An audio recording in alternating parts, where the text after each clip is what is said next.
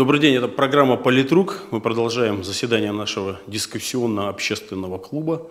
Как всегда, у нас присутствуют эксперты, представители политических партий. Ну, вот если вы сегодня видите, за нашим столом один эксперт – это Александр Васильевич, это Центральная избирательная комиссия Якутии, зам руководителя, и 4 парламентские партии.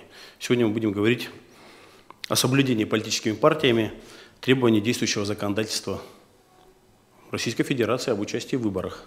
В общем-то, тема актуальная, поскольку выборы у нас происходят каждый сентябрь.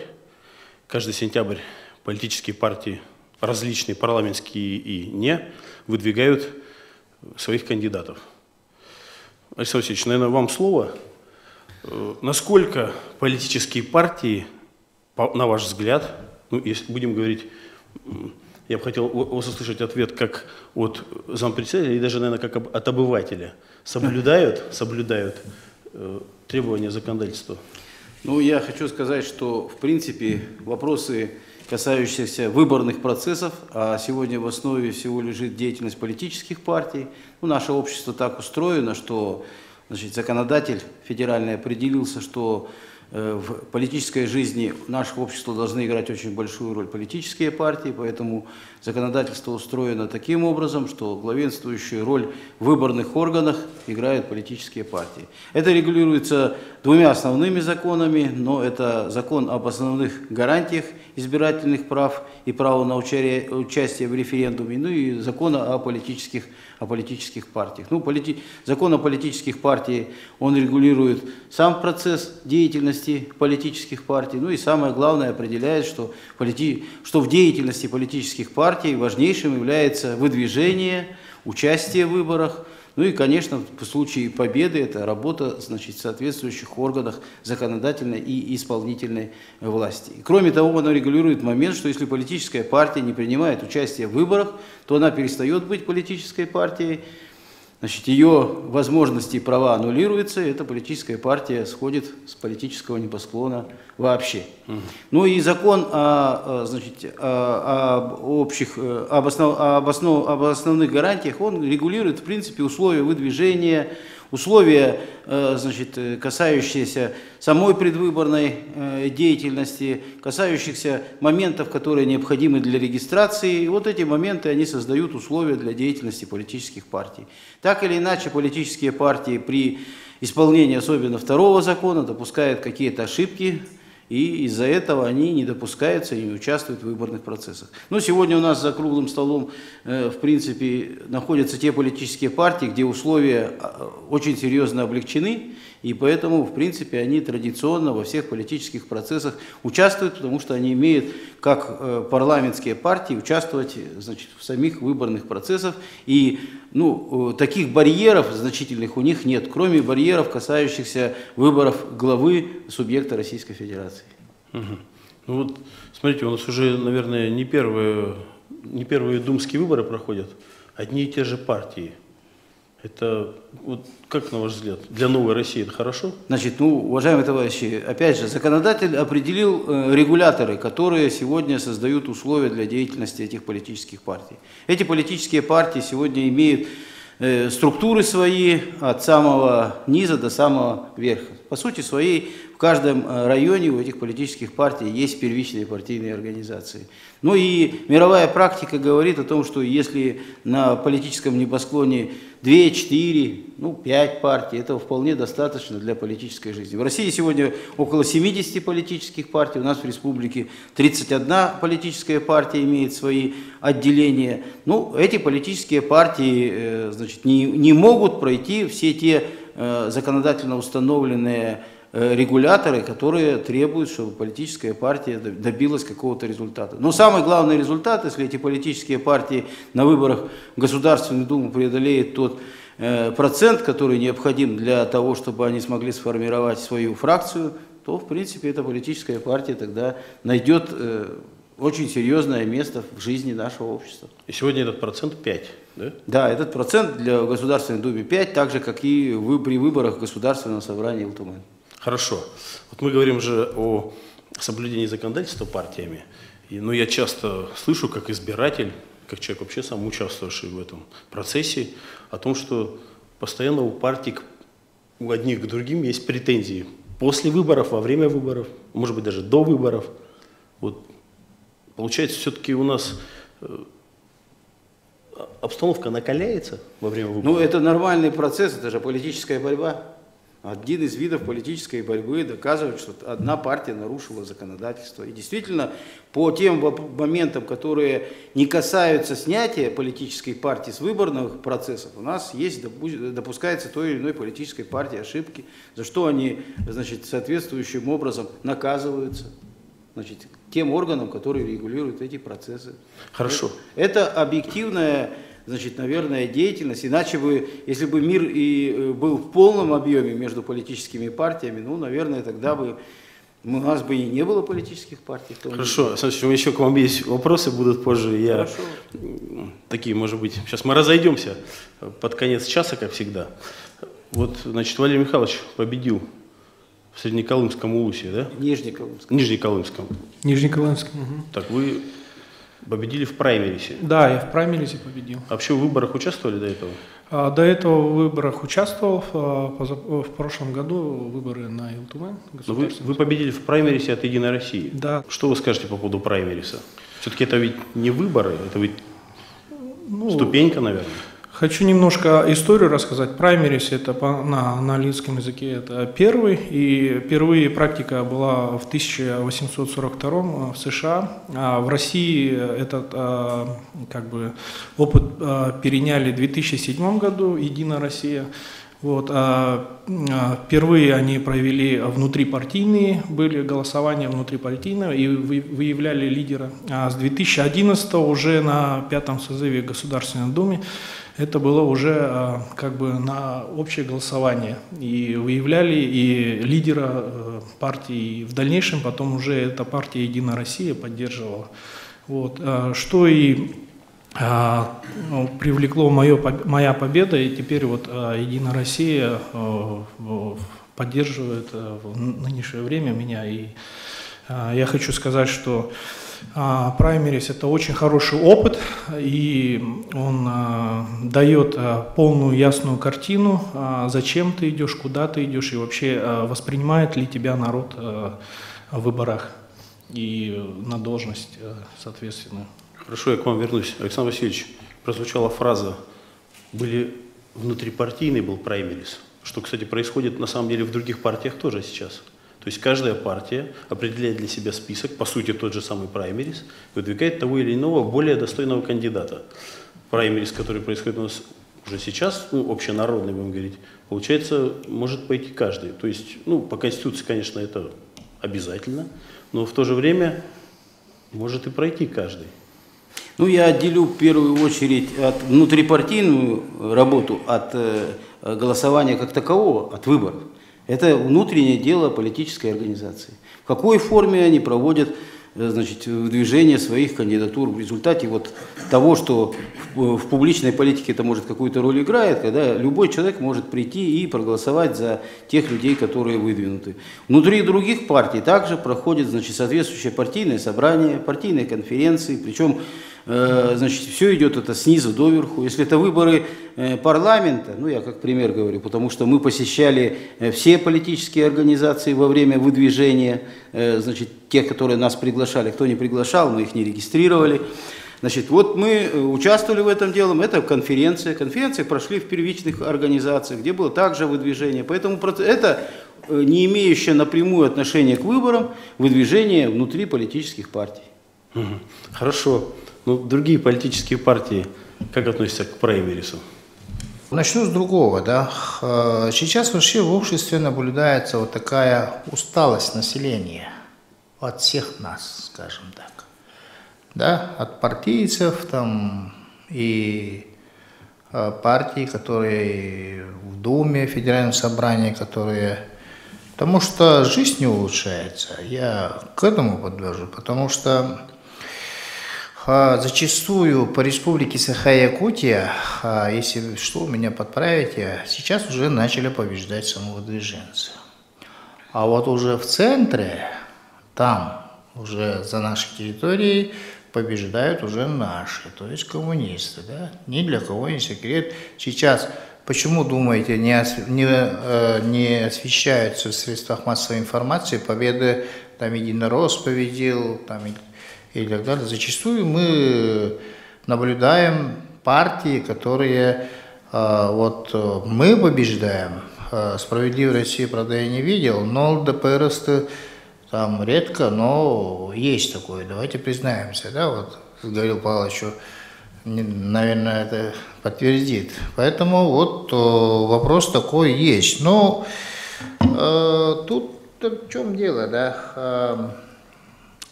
Поэтому вот всегда надо идти со временем, да, вот. Я, например, оценку даю к тому, что хотя наши товарищи зачастую говорят, что развалился Союз из-за того, что там кто-то что-то предал или не предал, ну, признаемся друг другу, что просто надо было со временем много идти. Почему-то, ну, не устают же Китай, потому что ввели то, что надо, и все, реформу хорошую провели, и сейчас китаец уже в следующем году ни одного нищего китайца не будет, они такую программку приняли. И поэтому вот что касаемо выборов, да, сейчас, конечно, есть уже очень хорошие положительные моменты в отношении других партий, и особенно, конечно, в отношении нашей партии, Коммунистической партии Российской Федерации, зачастую, ну, я не так, как партия сейчас выступлю, а потому что, кому не нужна эта социальная справедливость? Самолетом слетать, вот, Валерий Михайлович, сколько стоит? До Черского? Ну, в пределах 60 тысяч. Вот, видите? В советское время было 42 рубля. Туда-обратно. При том, что человек получал в среднем 600 рублей тогда, с советскими рублями. Видите, в чем разница Советского Союза от вашей ведущей политики? Поэтому тут очень большая разница. А что, кому секрет? Сегодня уже написали 35 тысяч безработицы. Наша министр экономики говорит, это естественная безработица. То есть, как бы ей все равно 5% этих работают, они у них же семьи, там, ну это же, по крайней мере, непорядочный трибун такой. Если такое даже государственное должностное лицо такое говорит, ну это, я не знаю, это уже никакие рамки не ходят. Петрович, я все-таки в русло хочу. Вот Нет, как раз потому, что, как раз к этому-то и как раз и подводится. Нет, если коммунисты, Петрович, если коммунисты говорят правильно, да, у них есть программа четкая, ясная, да, люди это понимают, коммунисты не выигрывают. Это есть нарушение в законодательстве? Мы же сегодня об этом говорим. То есть у вас ведь, если вы говорите все правильно, и вам люди доверяют, за вас голосуют, но у вас нет большинства. Пока, да. Но один момент.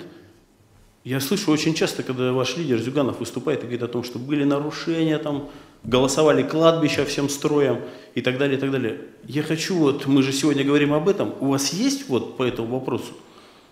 Ну, Михаил, я сам по себе человек, участвовавший на 3 выборах, лично сам. Это 2 Эльтемена, которые я победил, и 1 Государственная Дума. В 3 выборах, в которых я участвовал, я ни разу не подавал в суд. Ни разу. И не собираюсь, по крайней мере. Потому что наше, во-первых, законодательство, вряд ли я кому-то что-то докажу, да, если даже я поймаю за руку. Во-вторых, ну, это личная трата просто времени. Это неслыханно, коммунисты отказываются от борьбы. Нет, это не борьба. Борьба идет тогда, когда вот избрался ты 9 сентября, 10 надо уже приступать к работе, к следующим выборам.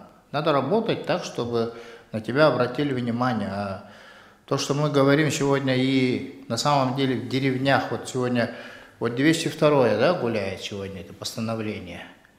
Ну, наверняка сегодня, завтра его отменят. То старая ушедшая система, которая в прошлом году 28 мая ушло, то это, по крайней мере, не изучив вопрос, издали такое постановление. Ну вот, нынешнее новое руководство увидело ошибку и на днях это постановление отзовут. Вот спасибо им за это большое. Конечно, надо все просчитать, рассчитать, надо или не надо, но почему-то в советское время же, вот в моей деревне 10 класса не было, 8-летка, я вот 8-летку закончил, да, и тем не менее, вот есть такая проблема, что в классах по 2, по 3 ученика, да, на это содерживается огромный штат учителей, предметник целый, и поэтому вопросов этих таких есть, надо его изучать. Другое дело, деревни никогда... надо делать так, чтобы деревни не закрылись, то есть надо там, чтобы там народ был, надо рабочие места открывать. Хорошо, Петр Ильич, вернемся. Вот как раз про деревню.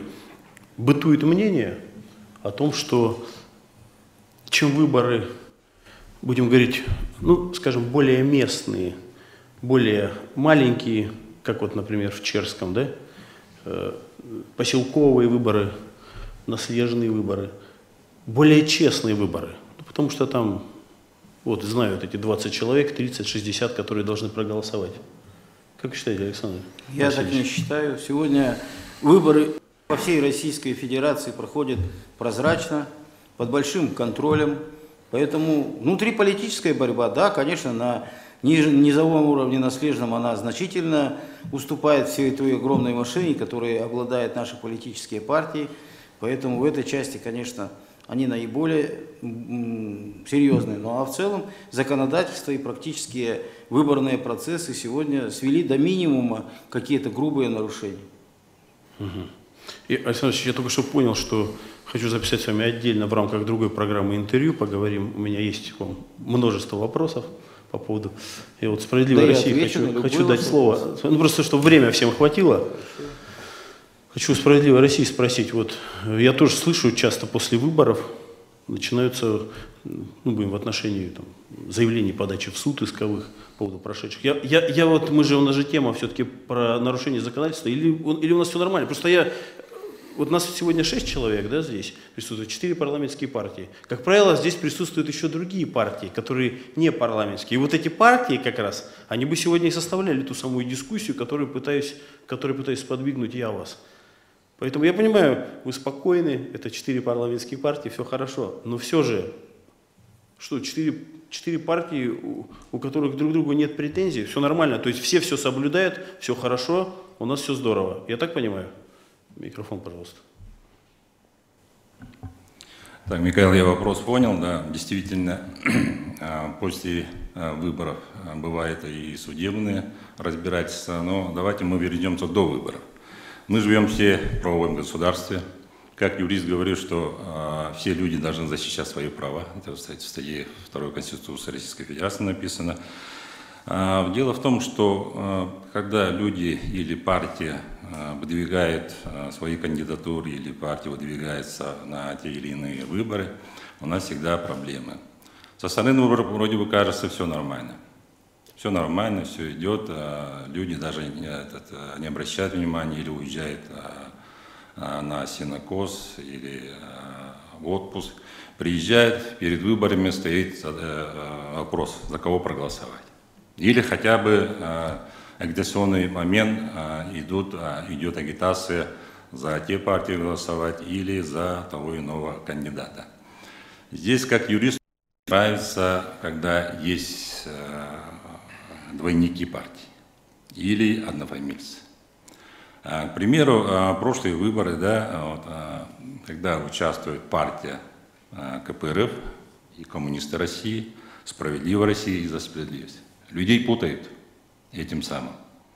Люди идут голосовать за Справедливую Россию, а там говорят за справедливость. За коммунистов голосуют за коммунисты России. Вот это мне не нравится. Поэтому всегда будет судебные тяжбы. Люди партии будут отстаивать свои права, подавать в суд и снять те партии, которые, естественно, выдвигаются по каким-то политическим целям, может быть. Вот. Говорите, что в селах друг друга знают. Друг друга знают, я согласен, но если посмотреть 3-4 года назад, там суд аннулировал решение избирательной комиссии, потому что в заброшенной деревне были прописаны 22 человека в один день. Идут голосовать. Естественно, после суда это избирательной кампании будут подавать те люди, которые узнали о нарушении избирательного законодательства. Тогда, конечно, будет. Однофамильцы бывает. Человек Иванов Иван Иванович баллотируется, все знают, чтобы его победить, приезжает второго, ставят Иванов Иван Иванович. Только год рождения может быть, или отчество, может, Ильич может быть, да. Вот в этом случае, да, действительно будут подавать, я поддерживаю, да, надо оставить свои права. А так, справедливая Россия всегда честно идет на выборы. И, на мой взгляд, пока таких нарушений у нас не было. Хорошо, но ведь избежать такого невозможно. Не может справедливая Россия и за справедливость названия разные, слова разные. То есть тут как бы подавай, не подавай в суд. Коммунисты России и коммунисты Советского Союза еще, по-моему, есть. 3 партии коммунистов, 4 партии. Вроде тоже не подашь, потому что названия разные. У ЛДПР есть ДПР, да? Тоже их там, кто там, Богданов, по-моему, некий, который постоянно регистрирует. Я посмотрел, там 7 партий он зарегистрировал, когда была возможность, да? Когда снизили планку до 500. Игорь Павлович, ну после выборов я Жириновского слышу больше всех, и у него всегда есть претензии по нарушению законодательства. Ну, нас-то ни с кем не перепутаешь, потому что мы старейшая партия, нам в этом году 30 лет, и, конечно же, мы прошли огни и воды, и медные трубы, и все уловки партии власти в свое время коммунистической, сейчас Единой России, мы уже это налицо. Сегодня тот же Жатай пример. Праймерис прошел, выиграл замглавы. Вопросом ЖКХ. Почему он выиграл? Понятно же, что это человек, который, опять же, воспользовался административным ресурсом.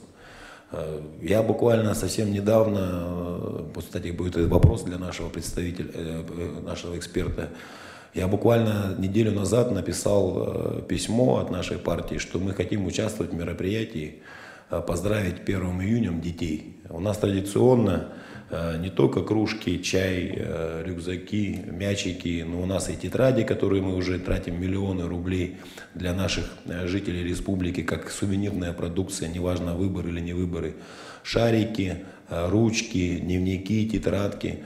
Мы написали в руководство администрации Жатая, что мы хотим участвовать, сделать праздник красочней. Понимаете, да, про что я говорю? Нам поступил отказ. Мы не можем дать возможность проводить какую-то агитацию в выборах или перед выборами. Я объясняю руководителю сейчас именно этого муниципалитета, что мы не собираемся кого-то агитировать. Мы 8 лет стоим на Комсомольской площади, мы 8 лет выходим перед школой на ярмарку предшкольную. У нас, ввиду того, что партия власти не работает достойно, много у нас сегодня детей и семей, которые на грани бедности. И тот же дневник, тетрадка, который будет с логотипом ЛДПР, но это потому что от нас, поэтому логотип, он должен, может быть, в какой-то степени должен или может помочь в обучении этого ребенка. Понимаете, но нам опять отказывают. И я считаю, что это неправильно. Так вести себя с представителем с нашей партии, который 30 лет не только бьется на политическом уровне, но каждый день помогает, неважно каким слоям населения на территории не только нашей республики, но и всей страны. Вот. Поэтому возможен ли был, Александр Васильевич, такой ответ от руководства запрета нам участвовать в мероприятии 1 июня по раздаче тетрадок, дневников, воздушных шаров гелевых, ручек на территории муниципалитета? Ну, вы мне вопрос задали. Выборный процесс не начался, потому как выдвижения еще не было. Поэтому это внутреннее дело, которое регулируется какими-то регламентами этой администрации. Все. А праймерис можно проводить? Праймерис можно проводить. И вам тоже никто не запрещает, партии ЛДПР проводить. Нет, я понимаю, но у нас нет такого ресурса. Я говорю еще раз, да, сегодня праймерис не регулируется законодательством. Это так же, как общее собрание, которое вы проводите при выдвижении, только расширенная форма. Пожалуйста, проводите праймерис. Но после того, как будут объявлены выборы, ну, когда в Жатае их представительный орган соберется и назначит людей выборы, вот тогда уже раздача того, о чем вы говорите, это уже будет предвыборная агитация. На сегодняшний день это не является предвыборной агитацией. А скажите, вот избирательные участки, которые проводятся на праймерисе, кто их оплачивает? Ну, это внутреннее дело партии. Центральная избирательная комиссия является также многопартийной. Вы знаете, как членом какой я партии являюсь.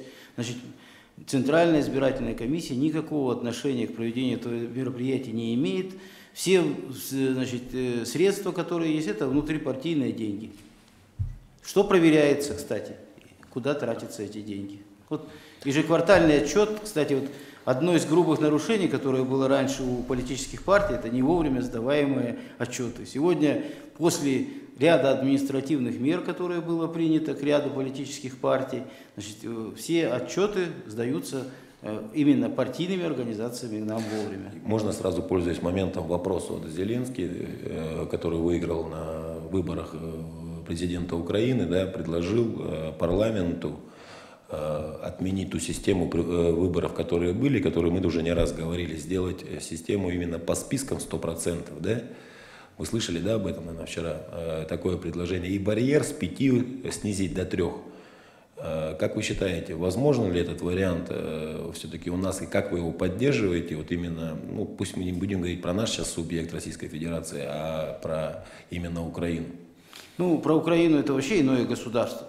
Ну и то, что президент Украины заявил, это его личное дело в данном случае получается, но все, о чем он сказал, это право законодательного органа. То же самое, что вы сказали в адрес нас, мы являемся правоприменительной организацией. Ну вот у нас здесь присутствует 3 народных депутата Республики Саха-Якутия. Если в рамках федерального законодательства вы измените законодательство, мы будем это применять в соответствии с теми законами, которые будут приняты нашим парламентом. Вернемся к Валерию Михайловичу. Вот я хотел сказать по праймерис. Да, на самом деле праймерис очень серьезно организован, и туда очень серьезно отбор идет, и никакого административного при мне ресурса я никакого не, как говорится, не применял. Вот. И я хочу сказать, что в Жатае, что в Алайхе, что у нас была явка выше, чем даже на основных выборах. Поэтому народ, он сам идет, его никто не приносит, и никто, как бы говорится, не подкупает, тем более на севере. Вот. И после праймериза, когда заканчивается, да, в тот период, да, то, что положительная какая часть, то, что после этого партия начинает готовить своего кандидата. Были ли случаи, ну вот на вашей памяти, чтобы человек, который выиграл праймерис, ну по каким-то причинам, будем говорить, его убрали и пошел следующий? Ну, были случаи при нарушениях, когда праймерис выигрывал. А какие там нарушения? Ну, Валерий Михайлович просто, он молодой политический боец, он этого не знает. Это дело, опять же, внутрипартийное дело. Да. Партия проголосовала, либо провели вновь собрание, либо праймерис, и выдвигается новый. То есть есть но. Конечно. Да? Нет, это, я еще раз подчеркну, это не регулируется сегодня каким-то законодательством о выборах. Это внутрипартийное дело. Я понимаю, но тогда просто теряется смысл, если можно убрать любого кандидата, который выиграл на праймере. Я еще раз хочу сказать, что это внутрипартийное дело. Хорошо, я вас услышал, Петр Иванович. Ну, по поводу вот этих выборов, да, которые вот сейчас пройдут, это у нас Алайха, Нижнеколымский район, поселок Жатай. И Алекма. И Алекминский район, да. Конечно, все внимание будет наверняка сосредоточено в поселке Жатай, это 100%. И наверняка, так как стратегически важный, это, разумеется, Алекминский район. Там в основном все политические партии наверняка будем все внимание там. Только вопрос-то в чем? В том, что шансы у всех теперь одинаковые получается. Шансы одинаковые у всех и даже у непарламентских партий, потому что на Разницы муниципалитетах... нет. Разницы нет, потому что у партии власти очень мало шансов на этот раз. На мой взгляд, праймерис, вот этот праймерис, который прошел, почему он показал явку? А явка была. Просто люди хотят видеть в партии власти тоже новые лица. Понимаешь, вот этот молодой человек, вы кем вы работаете? Я работаю стоматологом. Вот. Народная профессия, между прочим, да? У всех болят зубы, они все идут к врачу. Почему? Да. Вот. Нет. И возвращаясь, я имею в виду к муниципалитетам. Нет, я вот еще один момент, вот как раз вот к вам вопрос. Именно в муниципалитетах выборы происходят. Может подать заявку любая партия, правильно? То есть, безусловно, есть 7-8 партий, которые без каких-то барьеров проходят, а остальные с барьерами соответствующими. Да. То есть, все-таки получается, на муниципалитет-то проще повлиять, будем говорить, и поучаствовать. Да и интереснее, я бы сказал. Понимаете, Михаил, да, здесь, как я в первоначальном своем выступлении говорил, здесь все-таки есть финансовый ресурс. Физический, государственный или предприятие, это разницы нет. Но глядя на цифры безработицы 35 тысяч, а ведь сколько стоит один бюллетень, Валерий Михайлович, вы уже сами печатали, наверное, бюллетень-то свой. 1,5 рубля. Где-то так, да. 1,5 рубля. Сколько участвовало на выборах? Вы говорите, что очень огромное количество. Не на выборах, а в праймеризе. Ну, праймериз. 1300. А? Где-то более 60%. Ошибка по Фрейду. 60%. Ну, минимум, наверняка, 2500, да? Больше даже. Умножаем. 1300 голосов где-то было. А вы узнавали, есть ли безработные в Нижнеколымском районе? Лучше бы эти деньги на безработных бы бросили, чтобы они зарабатывали на этом. Ведь получается вопрос такой. Потому что он хочет выиграть и участвовать в этом процессе. Нет. Почему коммунисты отличаемся от других партий? У нас, прежде всего, социальная ориентированность. У нас до 91 года ни одного безработного не было. Потому что я хотел сказать, отличается тем, Это что... самая основная наша цель и задача. Это свергли царя. Самая первостепенная задача, чтобы все люди работали и зарабатывали, и имели доход. Вот что самое главное. А сейчас министр экономики что говорит? Это естественная безработица, и хоть бы что. Совесть даже не играет такие слова произносить с высокой Петрович, трибуны. поднимайте волну по всей стране, пишите в прокуратуру. У вас, кстати, есть красная линия, канал. Ну, есть же у вас все равно средства, возможности. Михаил, Вы качайте этот вопрос, как говорится. в Бога не верю, да, но Его боятся, природа сделает свое, это 100%. Хорошо, у меня, Григорий Павлович, еще один момент. Согласен, что детям приятно получать мячики, ручки, что помощь, Григорий Павлович, извини, какая-то помощь, кому-то да, наверное, все-таки, даже в принципе бывает так, что и дневника, и тетрадки нет. Ну что не агитация, ты, конечно, меня прости, это агитация, все-таки какая-никакая... Знаете, что ответил Кистенев, глава Жатая? Вот я вам сейчас разрешу, да, помочь детям, урожайные праздники, и все так будут делать. Я 9 лет уже в политике, да, я ни разу не видел, чтобы представители какой-либо партии, которые сидящие здесь, делали то, что делаем мы каждый год. 9 лет на 9 мая партия ЛДПР в лице своим руководителя, который сидит перед вами, в этом году было накормлено 1200 человек. Все желающие подходили, полевая кухня на 9 мая, речное училище, 2000 порций чая. Честь и хвала. Да. Ни одна партия этого не делает. И руководитель Жатая сказал, что теперь все побегут.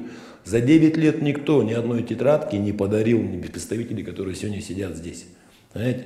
Мы сейчас говорим, помогаем ли мы или не помогаем. Мы каждый день помогаем. В очередной раз мы 50 подарков подарили воинам Великой Отечественной войны. Опять, 9-й год подряд.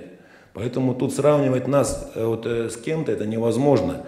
А то, что сегодня представители, мы говорим по законодательству, про то, что сегодня про избирательную систему, то, что сегодня пример Хабаровский край, да, что там происходит, посмотрите, выиграл представитель ЛДПР. Посмотрите, как отказался от партии власти резко Кожемяка, который не смогли партия власти выиграть на Дальнем Востоке. Это же прекрасный пример. Мы сегодня говорим о том, что те, которые судебные идут разбирательства, я уже перешел. Кожемяка же губернатор. Ну сейчас он, но он же пошел так как самовыдвиженец. А сколько было брошено ресурсов сколько было показано по Первому каналу, по Второму работу этого человека. Но никто не показывает и не рассказывает, что делает ЛДПР на территории Республики Саха-Якутия про ту же раздачу каши и с полевой кухни. Вы где-нибудь видели? Никто не показал. Кистенев, который глава Ажатая не дал вам, вот вы говорите про партию власти, он член партии Единой России? Я не знаю, является он членом Единой России или не является. У нас все люди, все кандидаты, которые идут от нашей партии, не все являются не сторонниками, у нас такого нет понятия сторонника, конкретно представителями партии ЛДПР. У меня-то вопрос, вы знаете, к тому, что вот мы говорим про муниципальные выборы, да, которые сейчас предстоят. Люди, вот взять вот этого конкретного по фамилии Кистенев, 6-й срок уже там находится. Выбирает его народ, наверное, выбирает. Но многие говорят, что он пользуется административным ресурсом. Относится он к партии власти или нет, мне это неизвестно достоверно. Но сам факт, что человек 30 лет находится у власти. Я заехал в Жатай посмотреть, как там, и, по-моему, там победил праймерис зам по ЖКХ. Вы знаете, честно сказать, там не видно работы человека, который находится 30 лет у власти. Это просто лично мое мнение, как вот обывателя. Вопрос в чем, да? Вроде бы, законы наши не нарушаются, конституционные, все окей, хорошо, но недавно была моя статейка, да, вот имеется в виду, я давал интервью по поводу того, что мы даже в столице Республики Саха-Якутия, в городе Якутске, нарушаем федеральный 131 закон, потому что мы пригородные села превратили в какие-то микрорайоны. Понимаете, они являются, теперь не относятся к сельскому поселению. Это пригороды.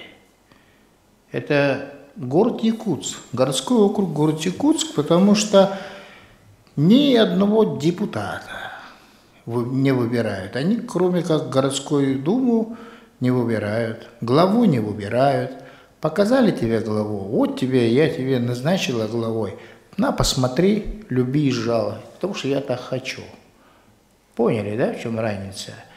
И поэтому в этом вопросе стоило бы, конечно, уделить внимание, потому что когда-то Михальчук захотел так, чтобы не было там акцессов, но на сегодняшний день там отсутствуют депутаты сельских поселений. Тулагина, Маган.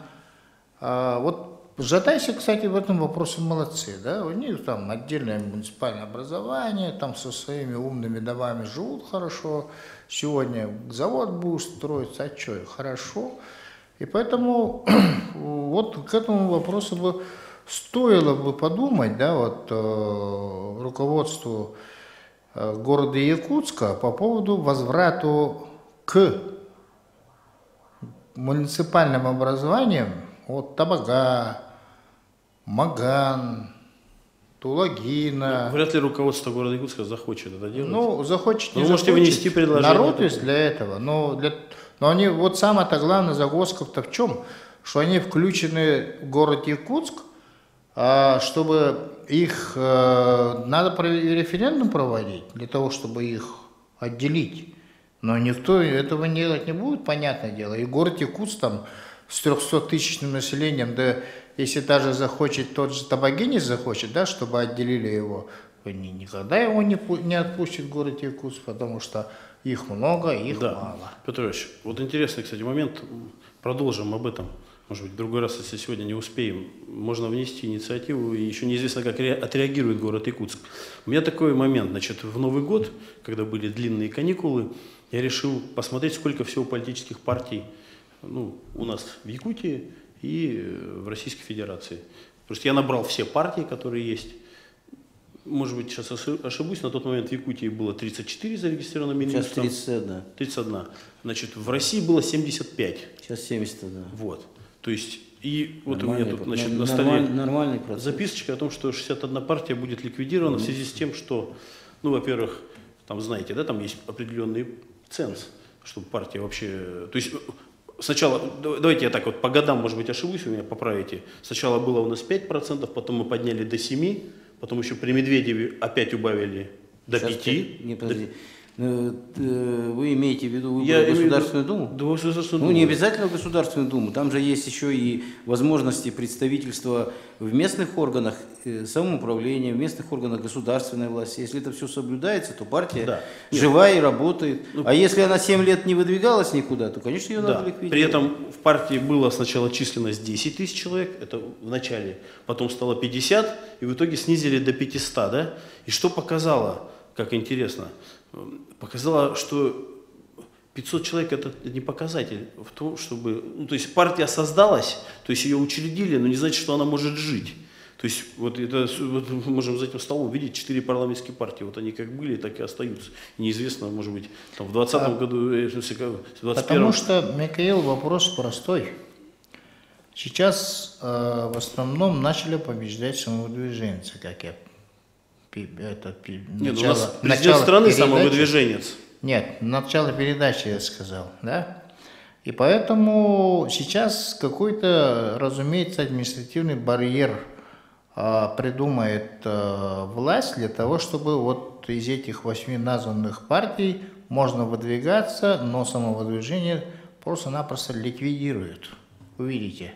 Потому что если человек вошел в эту партию, он, конечно, будет зависимый.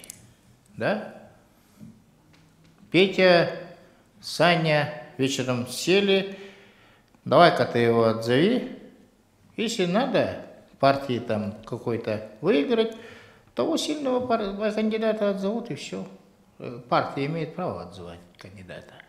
Все к этому делается. Потому что сейчас уже понятное дело, что в основном сейчас вот даже к нам приходящие ребята, они все хотят так. Да, я люблю вас, коммунисты, но я хочу пойти самовыдвижение, вы меня поддержите.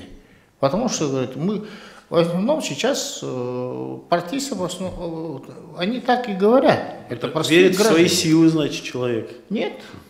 Потому что, вы же заметили же, что Кожемяка сам пошел самовыдвиженцем, имея такой административный ресурс, как партия власти, он не пошел туда. Почему? Вот, к примеру, я общаюсь с населением, слышал о том, что люди говорят, мы голосуем за персоналии. Кстати говоря, выборы главы города показали, что голосуют за персоналии, а не за партии. Нет, глава города от партии пошла. Но я сейчас говорю не про Действующая нее. имеется в виду. Я вообще имею в виду про те лица, которые были. Я сам участвовал, я занял 3-е место на выборах. Да. Не хотел рекламировать себя. Я набрал больше, чем любая партия по количеству и по процентам по городу. Я имею в виду больше, чем список. Голосовали не за партию, голосовали за конкретных. Другой вопрос, какая там была игра. Ну, об этом не будем. Я просто хотел сказать о том, что вот к Александру Васильевичу. Вот я часто слышу, что говорят общественники, значит, присутствуют общественники, которые следят за ходом выборов.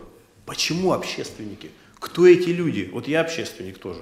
И я могу быть как левый, так и правый. Какие общественники? Это должны быть конкретно сотрудники полиции, которые должны пресекать. В этот момент у вас есть все вожжи во время выборов. Но почему это делают какие-то общественники, которые там неизвестно что плетут потом в средствах массовой информации, и поэтому непонятная такая аморфная ситуация, и ты смотришь на вот этот весь сумбур, который произошел во время выборов, и понять-то не можешь, что произошло. Понимаете? То есть это вот какое-то такое запутывание. Я считаю, если бы это были сотрудники полиции, которые конкретно видят нарушения, берут этого человека, везут его в участок, составляют протокол.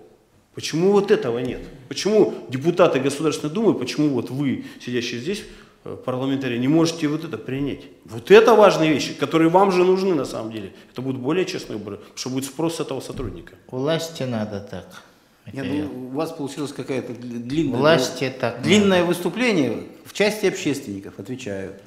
Значит, вот сегодня на основании федерального законодательства Общественная палата Российской Федерации и Общественная палата Республики имеет право выдвигать людей, которые осуществляют контроль за соблюдением законодательства во время выборов. Это произошло у нас при выборах в Государственную Думу Российской Федерации. Был принят федеральный закон, и он действовал сквозную. Значит, около 2000 человек, которые участвовали в таких категориях. При выборах парламента последнего и при выборах главы республики общественных наблюдателей не было, потому что наш законодатель не внес изменения в закон, который бы регулировал эти процессы. Сегодня эти изменения внесены. И то есть также Общественная палата Российской Федерации и Общественная палата Республики имеют право при выборах в государственные органы власти, я подчеркиваю, государственные органы власти, выдвинуть этих общественных наблюдателей. А полиция? Значит, уважаемые товарищи, у полиции сегодня совершенно иной контроль. Чтобы нам вывести кого-то, кто нарушает законодательство, сегодня нужно обратиться в суд. По решению суда этого гражданина удалят из избирательного участка. Если он будет нарушать, то есть он будет там дебоширить, драться, тогда полиция имеет право его, а если он не будет нарушать именно общественный порядок, то его не имеет права просто так удалить. Его только через суд удаляют. Просто если мы говорим про нарушения, то могу сказать вам я, как человек, который участвовал. Я видел, когда автобусы стоят ближе, чем 50 метров. Я видел, как люди агитируют прямо на участке, выкрикивая те или иные фамилии, когда это абсолютно запрещено. Ну, это грубое нарушение. И эти люди победили. Я понимаю. Что там, что Я говорю, здесь. что это грубое нарушение, но для того, чтобы разобраться с этим, нужно, чтобы кто-то обратился, значит, в соответствующую участковую избирательную комиссию, что происходит вот такой процесс. Я думаю, что внутри самой участковой избирательной комиссии такого не было. А как докажешь? А на улице в 50 метров, ну, это уже, опять же, обращение должно быть соответствующее. Доказать невозможно. Видеофиксация желательно. Уважаемые товарищи, вы только, значит, надо спокойно к этому относиться. Наше законодательство, оно на многие вопросы отвечает. Но все это необходимо, значит, соответствующее обращение. Ну, на сами выборы это не повлияет. Но конкретно к этим людям могут быть приняты соответствующие административные меры. Хорошо. Ну, а потом, если говорить про конкретного кандидата, ну, может, это специально делается для того, чтобы, значит, помешать ему выдвигаться. Вы же сами понимаете. Поэтому меры административные будут приняты конкретно к этим людям. Ну, собственно, у каждого кандидата или у партии должны быть люди, которые следят за тем, чтобы этого не происходило. Нет, ну что, они будут их, значит, выдворять, что ли? Нет, ну, физически, что ли? Если баннер на автобусе висит с лицом, Ну, то, наверное, вряд ли это сделано. Нет, подожди. Россия там или... Если на баннере во время выборов висит, ну, надо было срочно обратиться в соответствующие органы, и участковая избирательная комиссия бы приняла соответствующее решение, тогда бы правоохранительные органы могли бы спокойно снять этот баннер. А сама Центральная избирательная комиссия не инициирует такие Подождите, вещи? ну, если видит нарушение? Нет, подождите, ну для этого надо, чтобы кто-то к нам обратился. Без обращения. Но если видим, где, подождите, Центральная избирательная комиссия здесь находится. Нарушений каких-то в черте, так сказать, действий Центральной избирательной комиссии. Нет, ну я имею в виду ЦИК, ТИК, УИК и так далее. Ну, понятно, но для этого надо обратиться, значит, в ЦИК, ТИК, УИК. Если, конечно, территориальная или участковая избирательная комиссия непосредственно видит это, они могут собраться и принять соответствующее решение, да. Ну, слава богу, будем на это рассчитывать. Нет, Я хотел молодого человека... Значит, мы коснулись-то, вообще вопрос касается нарушений политическими партиями, и мы удалились совершенно в иные темы, касающиеся праймерса. Я очень коротко... Нет, мы сейчас говорим не о праймерсе, мы сейчас говорим очень конкретно о выборах. хочу сказать о том, что первая большая ошибка политических партий – это было выдвижение судимых, что недопустимо. И мы снимали даже уже после того, как их регистрировали, потому что, к сожалению, МВД нам дало информацию несколько позже. Поэтому но некоторые дошли до самых выборов. Значит, через те, суд кто были этих людей судимые. снимали. Не, ну разные судимости есть. Есть погашенная судимость, есть непогашенная, есть людьми заявленная судимость такая. Написал человека грабеж, разбой. Нет, ну грабеж, разбой, это, конечно, с него судимость. Погашенный или нет? Она не погашена, значит, тогда у него. Человек дошел Я говорю, до выборов. да, дошли. Но после этого их все равно сняли. как судим. Я вам просто говорю, таких случаев не было, чтобы он, дойдя до выборов, после этого стал народным депутатом. Даже если он бы стал народным депутатом, с него бы этот статус все равно бы сняли. Потом мы не остановились о том, что недостаточное количество подписей собирает. Вот здесь у нас такие идут перетолки. А в любые другие политические партии почему не участвовали? Потому что они плохо собрали подписи, не в соответствии с законодательством. И на это надо особое внимание обратить политическим партиям. Есть проблема, с которой надо работать уже законодателю. Это 5% барьер при выдвижении главы субъекта Российской Федерации по подписям от выдвинутых людей, которые выдвигаются, и нужно собрать 5% либо глав администрации, либо избранных глав администрации, либо народных депутатов. Вот это тоже проблема. Опять законодателю надо подумать, ведь мы обращаемся к тому же Приморскому краю. Почему? Приморский край, а это право субъектов, они взяли и изменили, поэтому Кожемяка пошел как самовыдвиженец. По сути своей, сегодня в большинстве субъектов Российской Федерации, в том числе и в Республике Саха-Якутия, без политической партии на главу невозможно выдвинуться. Ну и, конечно, 5% барьер — это тоже какой-то анахронизм. Нужно подумать, может, сбор подписей сделать. Конечно, барьер для выдвижения глав он необходим, но тем не менее надо подумать. Вот это три момента основных, которые были как нарушения во время выдвижения политических партий в период выборных кампаний прошлого года. Александр Алексеевич, но ведь сбор подписей — это тоже затраты, это тоже силы, время. Уважаемые товарищи, если бы все партии могли, будем говорить, выдвигаться без сбора подписей, тогда палитра была бы намного интереснее. Вы представляете, во что бы превратился этот бюллетень при голосовании? Это там 20-30 человек. Мы уже это проходили. Значит, для чего это нужно? Все равно для того, чтобы было соответствующее мнение народа, нужно, как одна из форм, это сбор подписей. Либо отразить свое лицо, так же работать, как эти 4 политических партии. В заключение хочу сказать, что 100% для жителей нашей республики и для жителей нашей страны, и они это знают, действительно нету равноправия, нету равной возможности представителям от партий участвовать без нарушений или там с небольшими нарушениями, потому что они будут в любом случае, кто-то найдет и снимет того кандидата, который не угодно партии власти. Вот и все. И они не хотят в этом видеть конкуренции. И то, что дальше будет происходить, это действительно показывает сегодня, как говорит мои опять коллеги, что все больше и больше будут или самовыдвиженцы, или представители именно парламентских партий, которые сегодня являются, которыми мы являемся. Потому что все то, что сейчас происходит, суды, люди, которые преследуются уголовно, представители партии власти, это, конечно, портит репутацию. И сегодня шансов победить, это хорошая конкуренция, действительно дается для всех политических партий в Российской Федерации. Хорошо, я все-таки хотел Валерию Михайловичу, мой ровесник, хотя выглядит моложе, видимо, у меня это больше трачу нервы. Вы работаете стоматологом, управляете стоматологией. Как собираетесь управлять муниципалитетом, если выиграете? Дело в том, что я закончил второе высшее образование, юриспруденция, и плюс я еще общественный деятель. Недавно меня избрали председателем ЮКОГИРов Республики Саха-Якутия. Я общественный деятель и общественной деятельностью очень давно занимаюсь. Вице-президент, вице-президент пауэрлифтинга, тоже спортом занимаюсь, и это мне понятно. И плюс еще, конечно, обучение в РАКСе прохожу, поэтому я уже к этому готовился давно.